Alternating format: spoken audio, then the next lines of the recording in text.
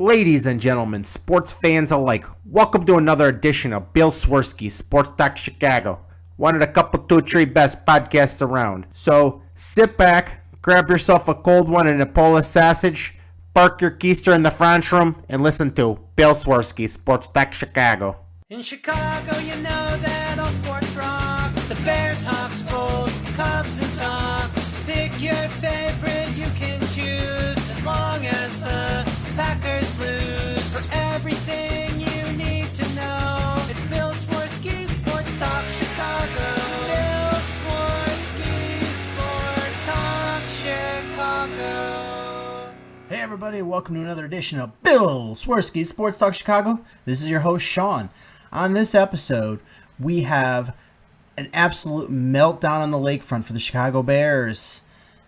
But first, we'd like to thank our sponsor, the Rockford Ice Hogs. If you're not familiar with the Rockford Ice Hogs, they're the AHL minor league affiliate of the Chicago Blackhawks. What does that mean for you? You get to see the stars of tomorrow today at family-friendly, affordable pricing. Tickets are on sale now for the home opener on October 22nd versus the Milwaukee Admirals. Go to icehogs.com. Tickets starting at just $7. Family fun, affordable pricing. Only 90 minutes from the city limits. Check them out, icehogs.com. Tell them Swerski Sports sent you. First, I'm going to apologize. I promised last week that I was going to do some more Cubs coverage, and I really planned to, but this whole Monday night debacle just is really throwing off the schedule. So I watched the game late last night. I was super annoyed at the game, so I didn't record last night. I came home tonight and had some family things to do and didn't get a chance to record until late tonight. And I'm like, if I'm going to do some Cubs coverage, I want to sit down and prepare a few notes and such. And I was like, I don't really want to record Wednesday night because, then I won't be, the show really won't be up online until Thursday morning. And that's a little late. So I just really want to get this out. I apologize. I do have few things I want to talk about the Cubs. And I promise next time, I promise, because it'll be Sunday night. So for the Bears game, so we'll be recording after that. And I'll probably record the Cubs stuff earlier in the day. So let's just jump in. And if you're here to listen to Blackhawks talk or Bulls talk or baseball talk, you're welcome to stick around. But this is not what we're going to be talking about today. We're going to strictly be talking about the absolute disaster that was the Bears Monday night game against the Philadelphia Eagles. I'm going to start this out. If you are a long-time listener of this show, is I spent the better part of a decade living in Philadelphia. I moved there for grad school, got a job, and stayed for a long time. And it absolutely drives me insane when Cubs or Chicago teams lose to Philadelphia teams. Drives me crazy because I have a lot of friends that live in Philadelphia, and Philadelphia fans are worse than you probably heard. They're awful, and they take every opportunity to rub everything into everything. So especially when the Bears lose to the Eagles, I can't deal.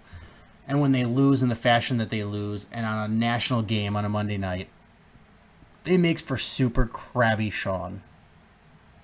I'm just absolutely miserable.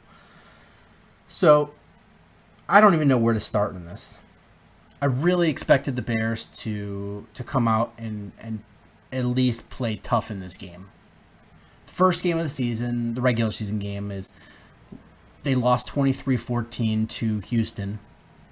But that Houston defensive line is, they're one of the best in football, if not the best. Well, Denver's probably the best. Texans are probably second best, right up there in the elites. When you have Jadeveon Clowney, you've got Whitney Merciless, you've got J.J. Watt, you've just Vince Wilfork. That's a tough defensive line, and they manhandled the Bears' offensive line. And so you say things like, all right, well, it was an elite defensive line that worked over the Bears. They work over most teams they play. The Bears' offensive line didn't have time to gel because that iteration of the Bears' offensive line but only practiced together 4 times before the season, blah, blah, blah. It's going to be different. They'll come home against the Eagles, and the Eagles, sure, they won and looked impressive, but it was against the Browns. What are they going to do when they play the Bears? And I'm going to start this out by saying I don't even think the Eagles are that good. They're not as bad as I thought, but I don't think they're that great either. It's just they played 2 absolutely horrible teams so far. I think the Eagles they're a mediocre team that's on the rise, and I sang the praises of Carson Wentz during the draft season, and I was hoping that he fell to the Bears, and that was the number 1 guy I wanted. I really wanted, and the Eagles traded up to get him, and that shows why. Funny story I heard, and I don't know if it's true, but the Cleveland Browns had their scouting department scouting Jared Goff and Carson Wentz because they were in the market to get one of the 2. And their scouting department was pretty much split. Half liked Jared Goff, half liked Carson Wentz. And they didn't get to draft either one. The Rams traded up to get Jared Goff, and the Eagles traded up to get Carson Wentz, and the Browns didn't get either.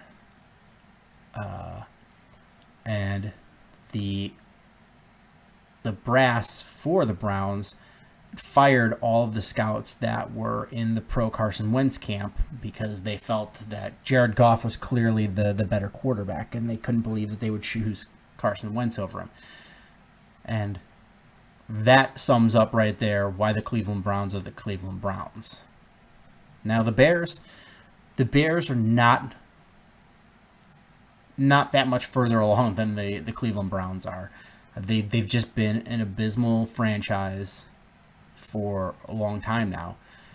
And I don't even know where to start with this game. I was so disappointed in being a Chicago Bears fan. And I'm really honestly disappointed in myself in giving the benefit of the doubt to ownership, to the general manager, to the head coaching staff, to the coaching staff in general. And I've given them every benefit of the doubt all along.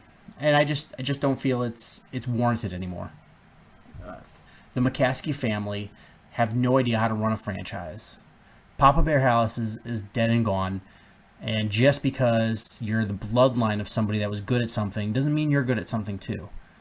Like if you have a great surgeon and is a leader in some sort of surgical technique or some sort of cancer surgery or whatever the case may be, are you just going to be like, well, you know what? That guy was an awesome surgeon. I'm going to go hunt out his great-grandson and let him do my surgery because that guy's passed away. No, you're just going to go find who's the best surgeon now. It just doesn't work like that. It's not because your lineage was something fantastic that's what you're going to be.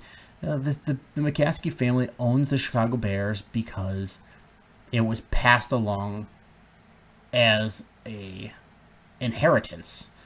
This is family money. Papa Bear House owned the Chicago Bears, and it has become a multi-billion-dollar franchise, and it's been passed along through the family members, and they are not winning organizations. They're not the owners of the New England Patriots. They're not the owners of the Pittsburgh Steelers. Hell, they're not even Jerry Jones, owner of the Cowboys. They sit back and they make a lot of money, and they don't. And I don't get me wrong, I truly in my heart believe that Virginia McCaskey wants this Bears franchise to win. She just has no idea how. And honestly, the answer is sell this team, make the billion, probably. I mean, this is an iconic franchise in one of the most beautiful cities in the entire world. If they put the Chicago Bears on the market, they will get a premium. Forbes magazine for the 2016 year has the Chicago Bears valued at $2.7 billion. I would imagine it would be hard for them to sell this team for under $3 billion.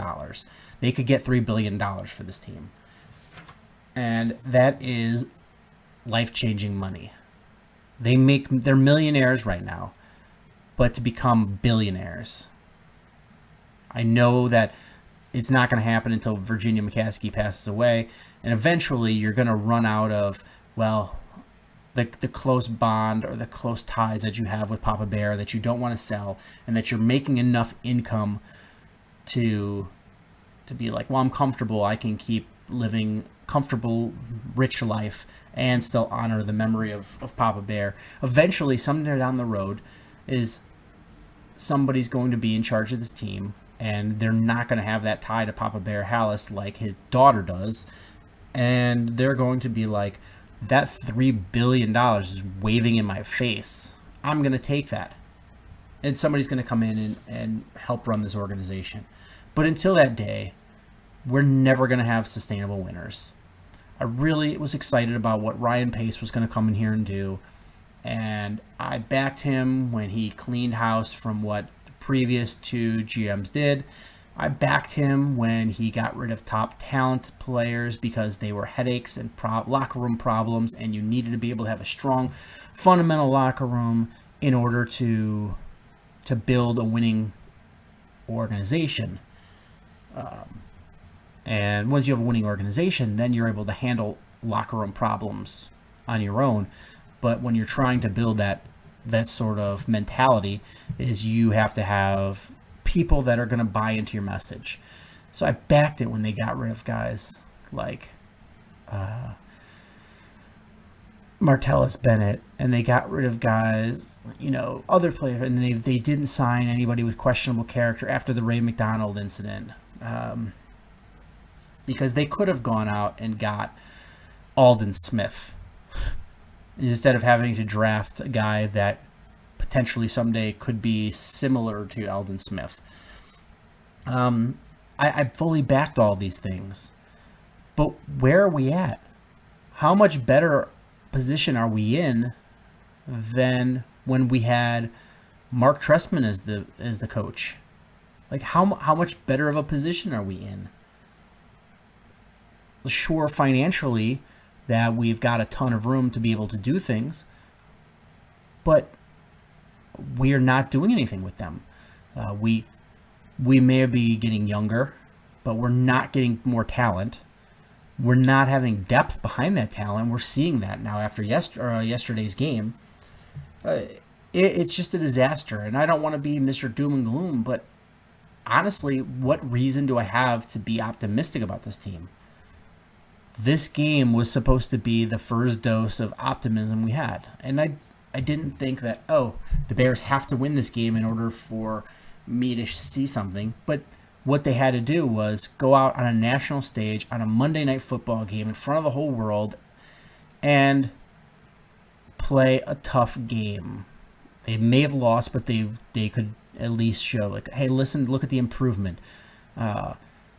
And not just get blown out by the Eagles in a horrible fashion. So I'm going to jump in, and I'm going to talk, break down the offense first. This team clearly still doesn't understand who they are or what their characteristics are, or what their identity is. On the opening kickoff, when the Bears got the ball, is Kadeem Carey took the kickoff. And then they ended up playing musical kickoffs. You had Deontay Thompson in there. You had, you can't even figure out who your kick returner is. That's sad. But right off the bat, the Bears, just like every team in the NFL for the most part, they script the first 15 plays they're going to run. What does that mean by scripting? Well, they have these 15 plays that they practice all week, so they have those down pat. They're going to go in there and they're going to run those plays to set the tone for the offense. Is you want to go out there and establish a rhythm, see how the defense is going to play you. You want to have the plays you're going to go is be something that you have down pat and you're going to perform well, and then you kind of see what the defense is going to throw at you and react accordingly. So it's kind of like putting your best foot forward, starting off the game on a right note. Nope, not for the Bears. Is Jay Cutler gets sacked and they go 3 and out and gained negative yards. That was part of their first 15 plays. You had Logan Paulson, who was brought in and heralded as a blocking tight end, not a receiving threat. He was going to be a guy that could come in and block. And back-to-back plays, he absolutely had no idea who he was supposed to block, what he was supposed to do, and gave up. His man just ran free at the quarterback. You had the Bears try to run a screen pass, and half of the offensive line just completely olayed and let their guy come straight forward, and the other half held their blocks long enough where when the screen was trying to go, is that those guys were standing right there. They weren't even on the right page of how to do that. The offensive line was just abysmal. Jay Cutler was running for his life, and we'll get to him. There's going to be criticism of Jay Cutler. I know I normally am very... I know there's people out there that say I'm a Jay apologist, and I could see where you say that, but I try to be a Jay realist. But he's going to get a lot of my ire down the road a little bit, so give me a moment. Jay carried this team in the first half, Jay and Alshon. They were the reason that they got any points. Like I said, the offensive line sucked. They finally get down to score after they score a touchdown on a nice drive. They miss a chip shot field goal. Now, I have seen a ton of people message me or post on Twitter, post on Facebook. Oh my God, I can't believe they cut Robbie Gould and they get this guy in here who's supposed to be super accurate inside 40 yards and he blows a 31-yard field goal. Big deal.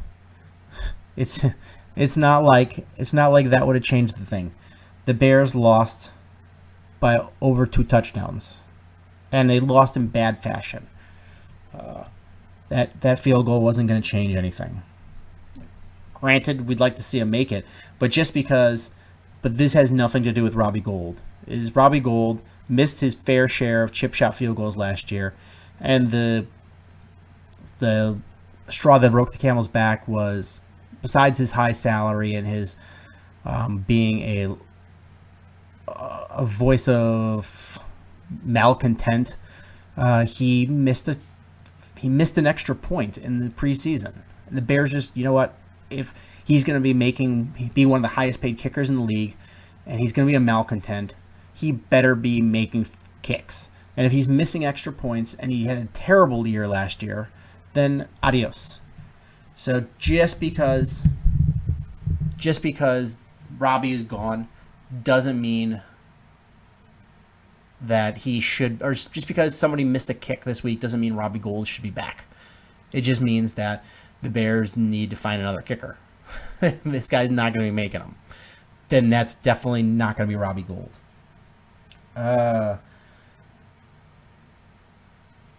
Let's see what else. I'm just looking through my notes. I was making notes, and when I'm angry, I just start writing sloppy, and this is the sloppiest writing ever. Let's see. Yeah, I made a note that Alshon Jeffrey, nobody on the Eagles can cover him one-on-one. It just even when they had some double team on him, they weren't doing a good job. Alshon just dominated. But the problem was that Jay Cutler couldn't get enough time to stop, plant, and look and throw. he was just throwing a lot of jump balls for Alshon, and Alshon was going up and getting them. Yeah, there was another play where the offensive line had a broken play. Jay avoided a sack and had a long pass to Alshon Jeffrey that Jay and Alshon totally made that play on their own. I wrote, Bobby Massey effing sucks. We'll get to the offensive line in a minute. I'm just reading some of my notes so I can spark some things in my head, and we'll go in a more cohesive fashion to just talk about them. Where is Kevin White? Question mark, exclamation mark, question mark. Where is this power running game they've been talking about? The Bears can't even run out the first half clock. So let's talk about some of those things individually. Where is Kevin White? Kevin White, coming out of the draft, just looked like a beast. Sure, he had very limited college experience, and he didn't run a pro-style offense, so he knew very little about route running or the route tree, etc. And I was like, me and most everybody else was like, listen, you can't teach this kind of talent. You could teach somebody a route running. You could teach somebody to be a better route runner. But this guy is so big, so fast, and so strong. He's going to dominate, and he's going to be something special, lining him up with Alshon Jeffrey.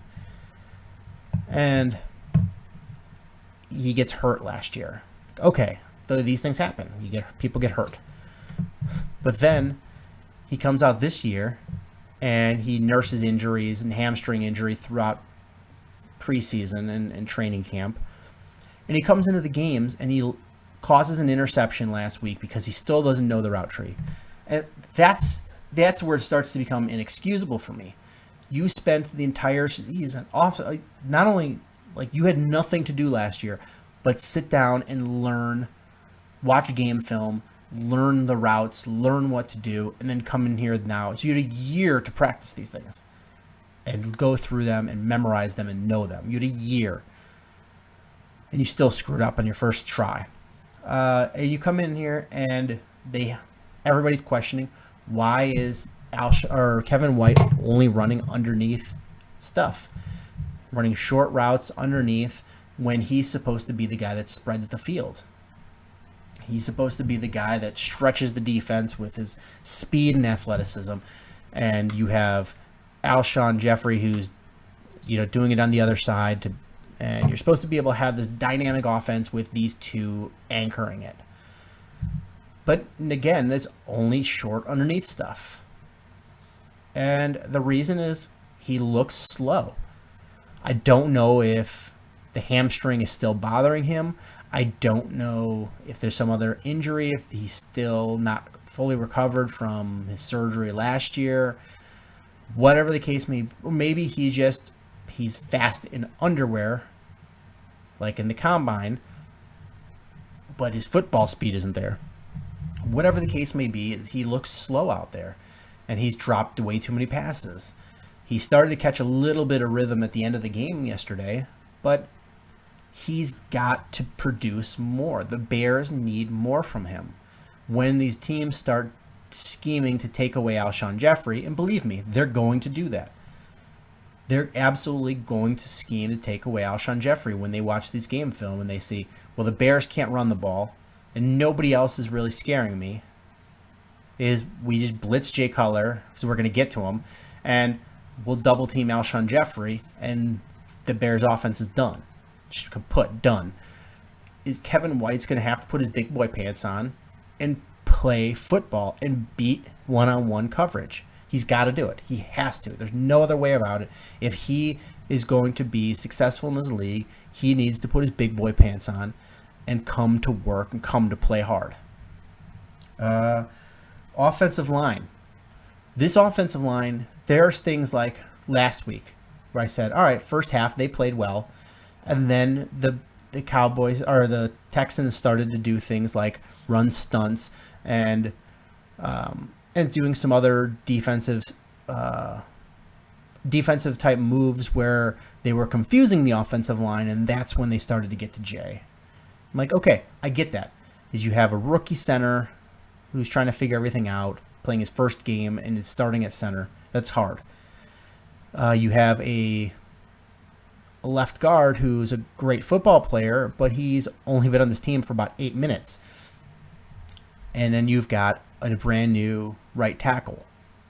So I sort of get that none of these guys have ever worked together like this. It's just all new, and I get that. I get the things that happened, not to the extent that they happened last week, but I understand that they did happen. And I'm like, you have to be able to clean these up. Is it going to be perfect by the next week? No, but should it be significantly better? Absolutely. And they come in this week, and it's not better at all. In fact, it might be worse. It's just Bobby Massey. Let's just start as a whole. Is they looked bad. They couldn't run block. They couldn't get anything going. 10 first half rushing yards, and you couldn't protect Jay Cutler at all. The guy's running for his life from the first minute. It's just sad and pathetic.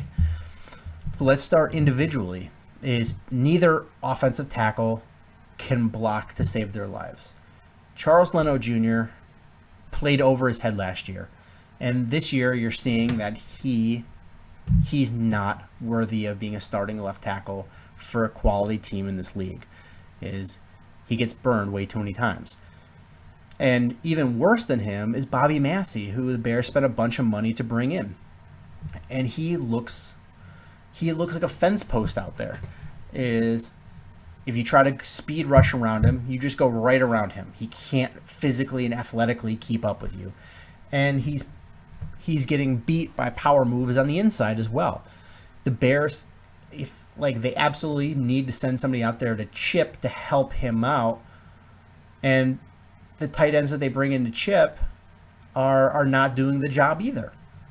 So you're just getting the pocket collapse from the outside. And then Kyle Long doesn't look right. He just doesn't look right at all.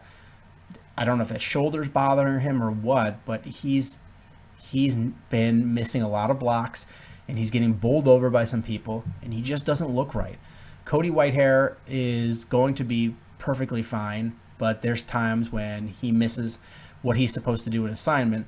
But when he knows his assignment, he's been blocking pretty well. And Josh Sitton has played okay, but the communication skills are just not there with this offensive line. It's just been abysmal. This is not a good cohesive line, and they're just not. They're not doing the things they need to do. And then the last point I made was Bears can't even run out the clock in the first half. Now that goes to coaching. That goes straight on John Fox. John Fox will piss and moan at the media, piss and moan at the fans, but the fact is he's just a grumpy old man, and the game is starting to pass him by. You need, if this is a league, if you're not getting better, you're getting worse. And one of the huge knocks on John Fox is he's piss poor at clock management. Does he work on it? No. He just gets angry at people that question him on it. I hope you hear this, John Fox. You don't know how to clock manage. Your offense can't do anything. If you see that you're not making those moves, you've got to start running that clock down. You can't give 1:45 of time left to the Philadelphia Eagles to march down the field at the end of the half and get points on the board. You can't do that. That's bad. That is absolutely bad. If your offense isn't moving the ball, run the clock out. Make it so they can't give them, don't give them points. Don't give them points. This is a hard enough league to win games in, but when you're leaving points on the field and you're giving the other team points, then you're just making that so much harder on yourself. Second half is, Jeremy Langford had a tough time running, and you send in Jordan Howard, the rookie running back, in, and he starts having some success. Whether that be just by happenstance that you made a good running call, or he saw the field differently and made some nice cuts. Whatever the case may be, is he had a couple of nice runs in a row. And instead of just riding the hot hand and keep running with him, the Bears brought Jeremy Langford back. Now, I don't know if this is because they're still not comfortable with having Jordan Howard in for passing downs. I can't be certain of that. Bears coaching staff doesn't talk to the media. But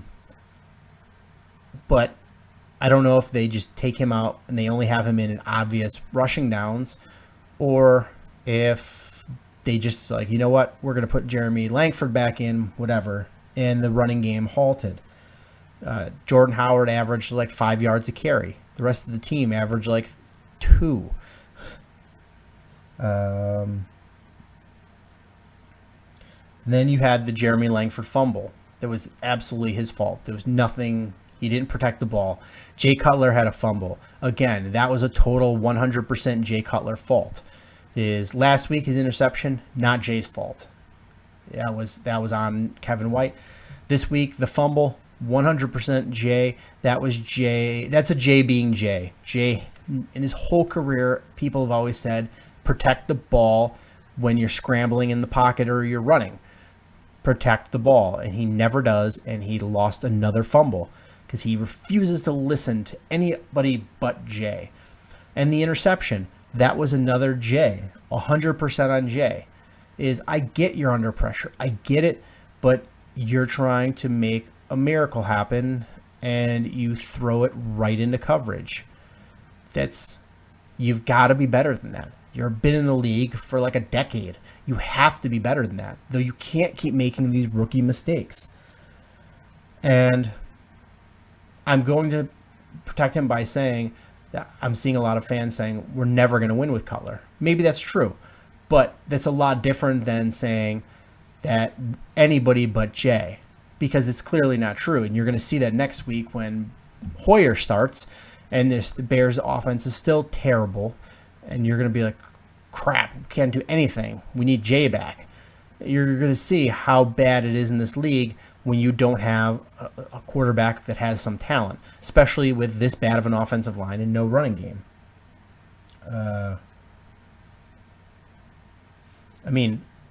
I saw some tweets start to trickle in about how Hoyer came in and threw a bunch of nice passes in a row.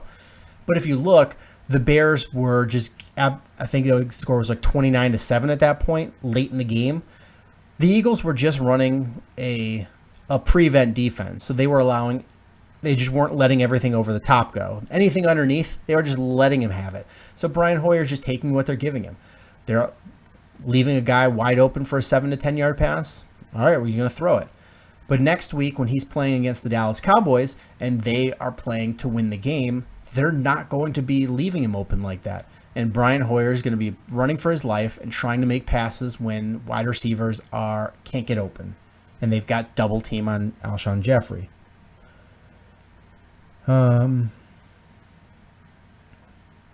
So where does the offense go from here? It's one thing if you're just struggling, but your offensive line, everything starts on the offense with the offensive line. If your offensive line isn't going, you can't get a running game going. You can't get a passing game going. You can't even evaluate where you are any other point, at any other position, anywhere else on this line, on the offense, if you don't have your offensive line going. And that's got to get better in less than a week. I'm sure they're going to give the guys a day off today. I'm sure they had the day off. And they shouldn't. They should be in there going, we sucked.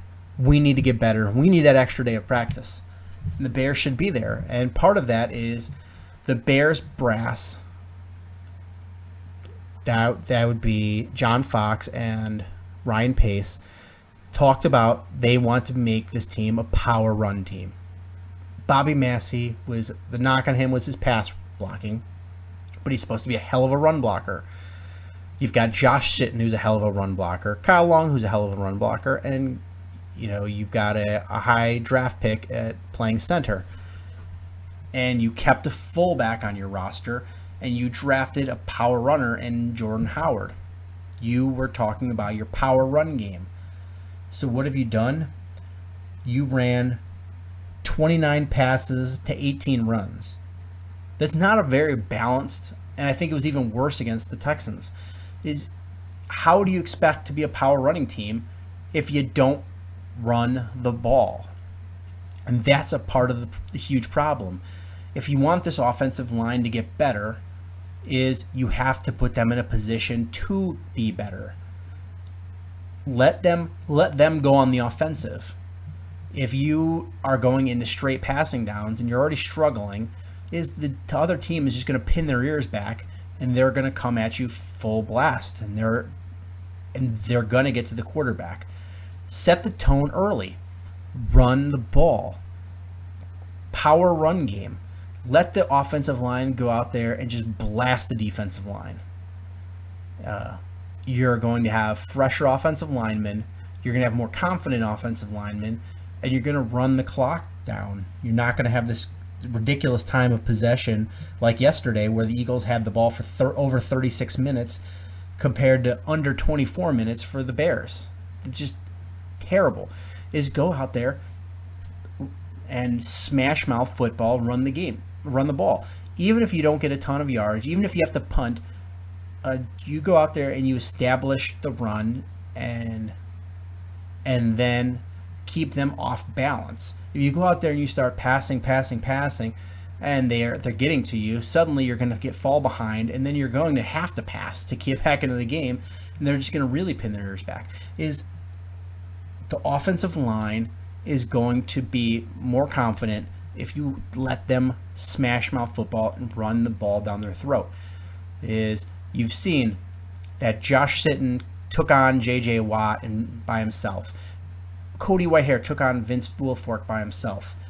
If they're taking on these guys one-on-one, this amazing Texans line, one-on-one, is they can go out there and dominate other lines that aren't nearly as talented. You just can't put them in a position where they're on their heels, backpedaling, trying to protect Jay, until you first let them build this confidence. Build it with the run game. Second is Kevin White has to get better. Kevin White has to go out there and run better routes. Eddie Royal did great out there, but you need better, and you need to keep them off balance.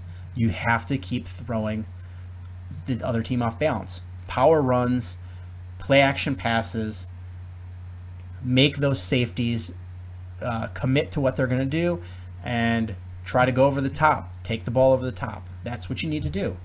And the Bears haven't been good at that. Let's talk about the defense. Carson Wentz looked really great in the beginning of the game, at the end of the game. And the beginning of the game, it was a lot of underneath stuff that the Bears were giving up. And when the Bears would send pressure, he was hitting the receiver on the hot route, and he was doing everything he needed to do to keep the ball moving and then the chains moving. The Bears couldn't get there with their front five. The two outside linebackers and the three defensive linemen. The Bears just weren't getting there. They were collapsing the pocket, but they just weren't getting there enough pressure to make Carson Wentz uncomfortable.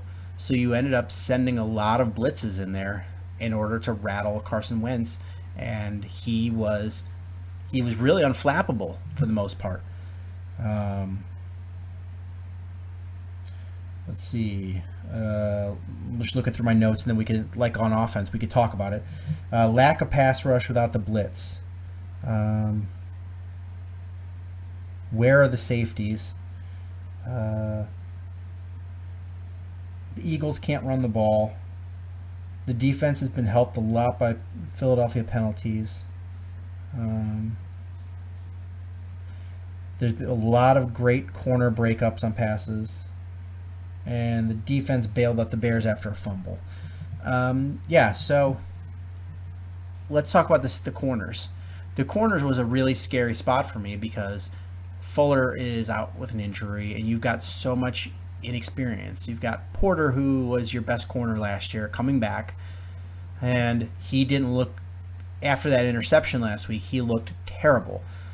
You've got Jacoby Glenn, who is he's essentially a rookie, was an undrafted rookie last year and didn't play at all. Came in here and is won a roster spot. You've got DeAndre Hall, who's a small school rookie, and you've got Bryce Callahan, who's in his second year, and you've just got a lot of youth and inexperience. And you had a ton of great pass breakups that prevented big plays and touchdowns.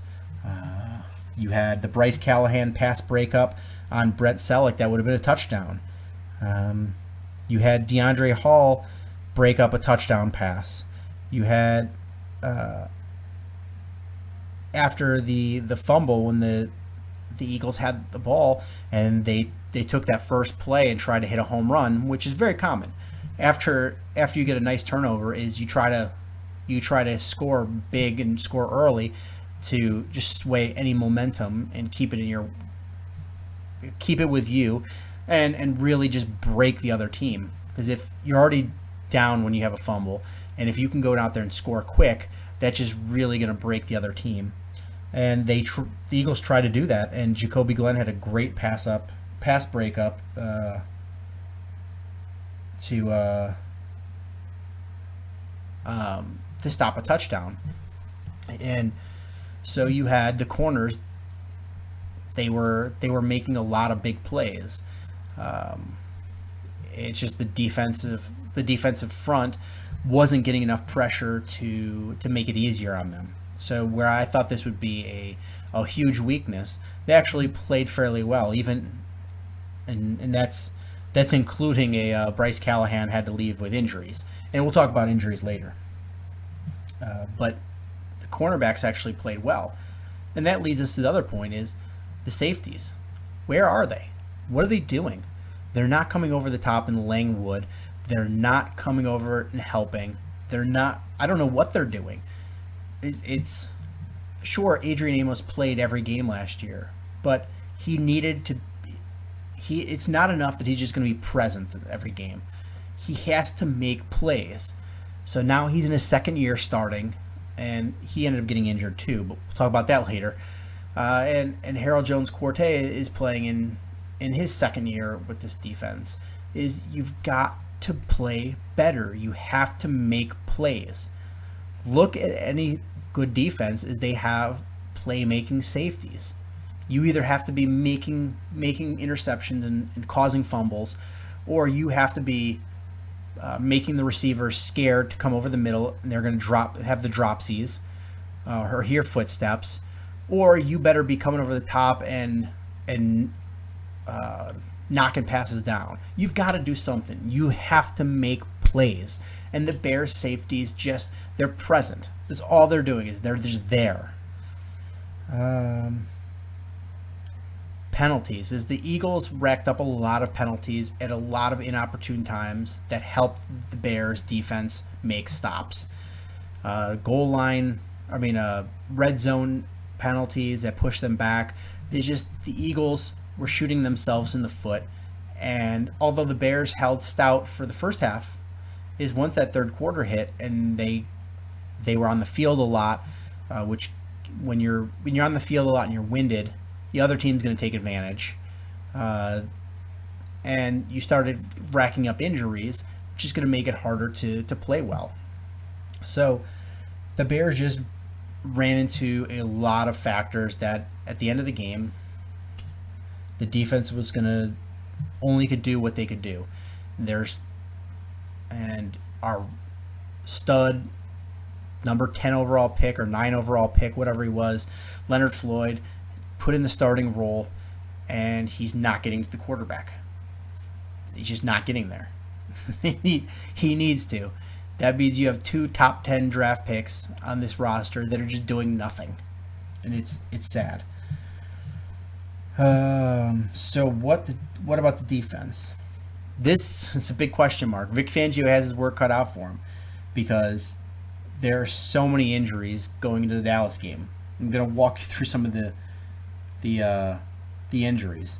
Lamar Houston tore his ACL. He's done for the season. Bryce Callahan, he's your nickel cornerback and played well. He's in the concussion protocol. Who knows if he'll be back? Adrian Amos, concussion protocol. Who knows if he'll be back?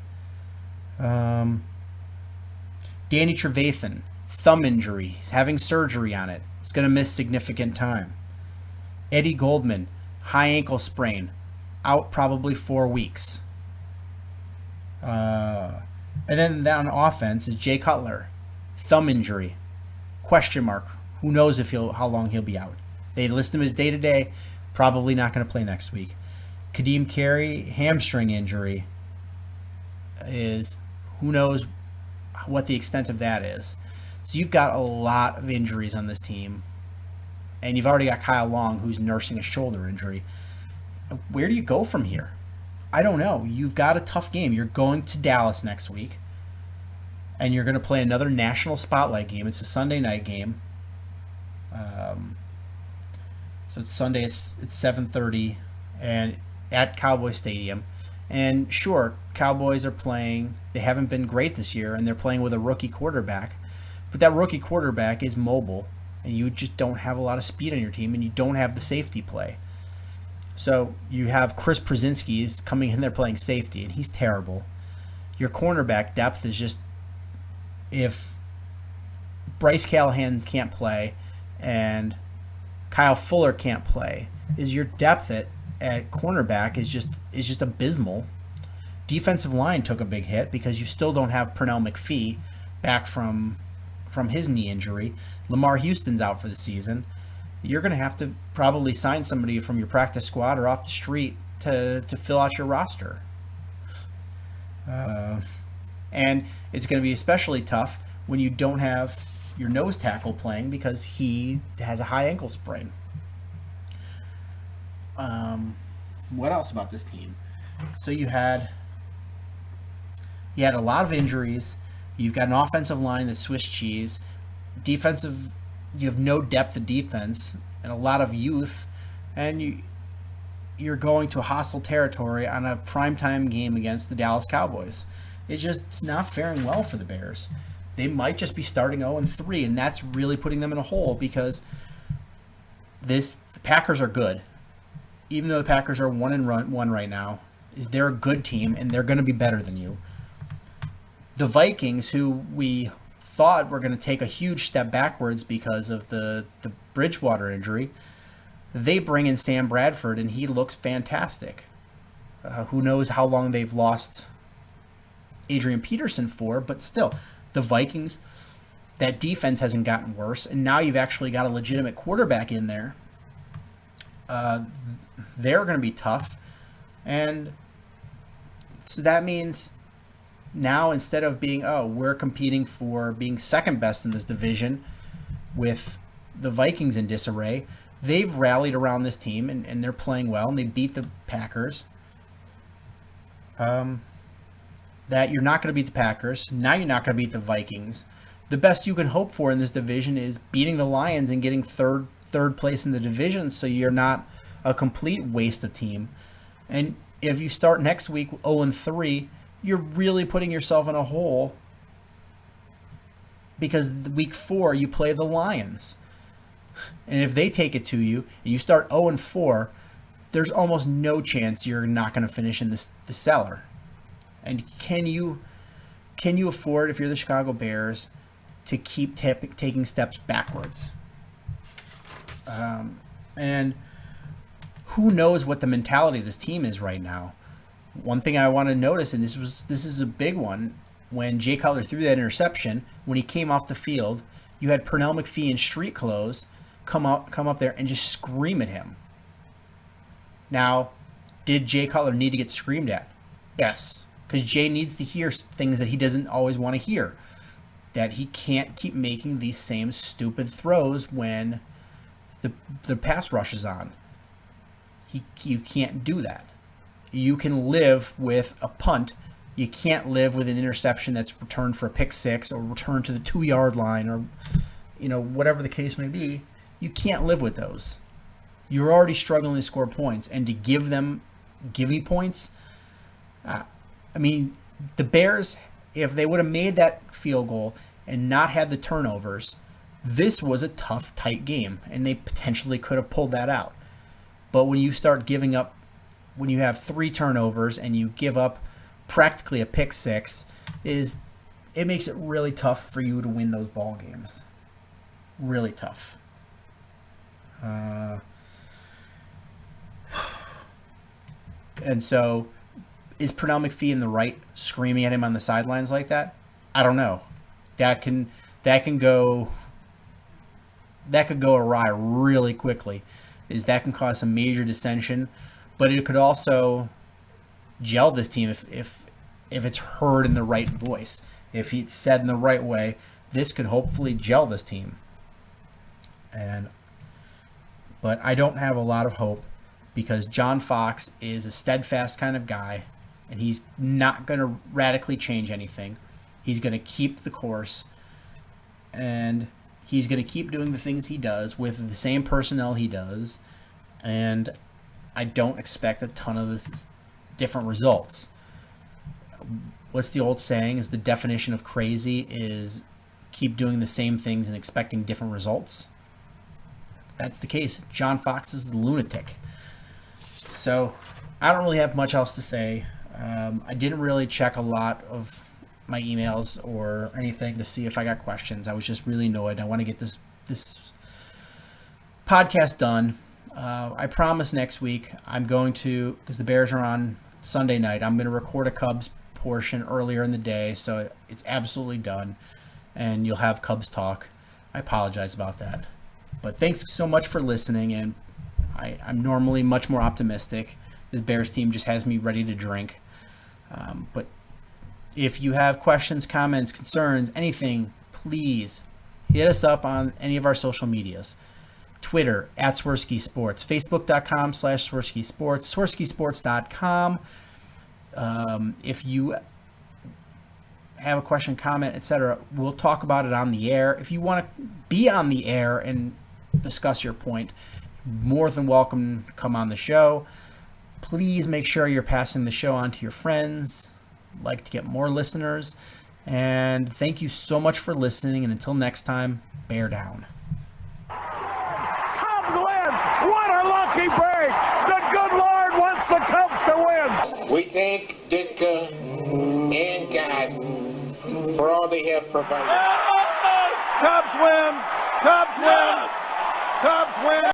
Oh, I don't want her. You can have her. She's a Packer fan. She can't fit in my van. And she looks like member New Yorkers. Smoking crack is not legal on the plains. Bears 31 to -7. The Bears! Oh, when the Bears go bearing down